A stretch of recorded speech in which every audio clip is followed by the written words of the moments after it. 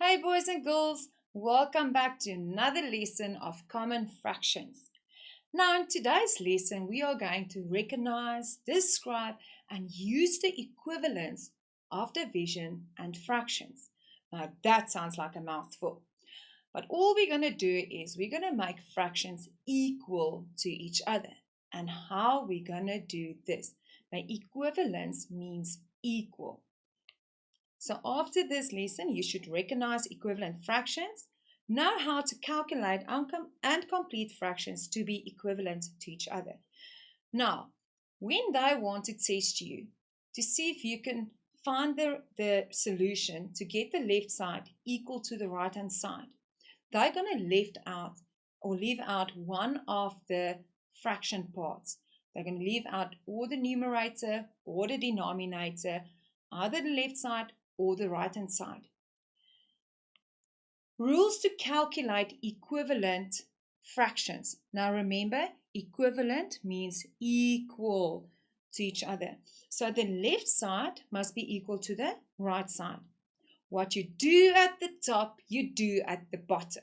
And what you do at the bottom, you do at the top. Because sometimes they're going to leave out a denominator. So then you're going to see what you have to do at the top. Sometimes they're going to leave out a numerator, and then you need to know what to do at the bottom. So it can go either way around. You have to know your timetables again. Equivalent means equal to each other. Now I'm going to show you how to do this. You're going to work with the numbers where you've got both, either the denominators or the numerators.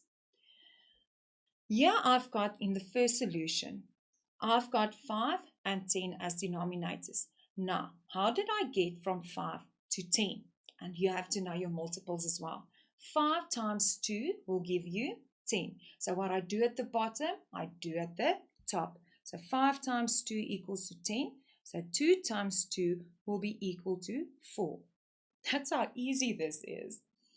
So 2/5 will be equal to 4/10. The next one. Now they left out the numerator on the left hand side. How can I get from 3 to 12? How many times can 3 go into 12? So it's 4 times 3 times 4 equals to 12. So 3 times 4 equals to 12. So 2 times 4 will be equal to 8. So 2/3 are equal to 8/12. Boys and girls, any lesson ever been so easy to you? It's very important to remember that equivalent means my left side needs to be equal to my right side. Now let's test where they left out one of the denominators. 5 to 15, I'm going to say 5 times 3 equals to 15. So what I do at the top now, I have to do at the bottom. So 6 times 3 equals to 18. Here, 6 can go into 30 5 times. So 6 times 5 equals to 30. So 7 times 5 will be equal to 35. So these fractions are also equal to each other. Let's see if you can complete equivalent fractions. Now I'm asking you to pause this lesson and try this by yourself. Okay, 5 times 5 equals to 25. So 3 times 5 equals to 15. So 3/5 are equal to 15 25ths. Here, 1 times 10 equals to 10. So 7 times 10 will be 70. Again, 2 times 3 equals to 6. But now, I don't have a number at the top. And this is where you need to know division as well.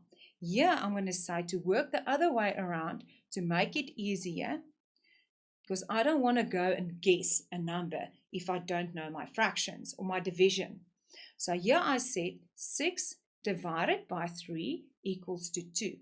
So now I'm going to say 3 divided by 3 will be equal to 1. So sometimes you have to use division to get the number. If it goes from a big number to a smaller number, you know you have to use division if you don't know your timetables. Yeah, I'm going to go. Now again, 3 times 5 equals to 15. So 5 times 5 will be equal to 25. How will they ask these questions for equivalent fractions? Here I gave you 2 examples. They will ask you, write down the missing number in, and then I'm going to give you a fraction with the equal sign and another fraction.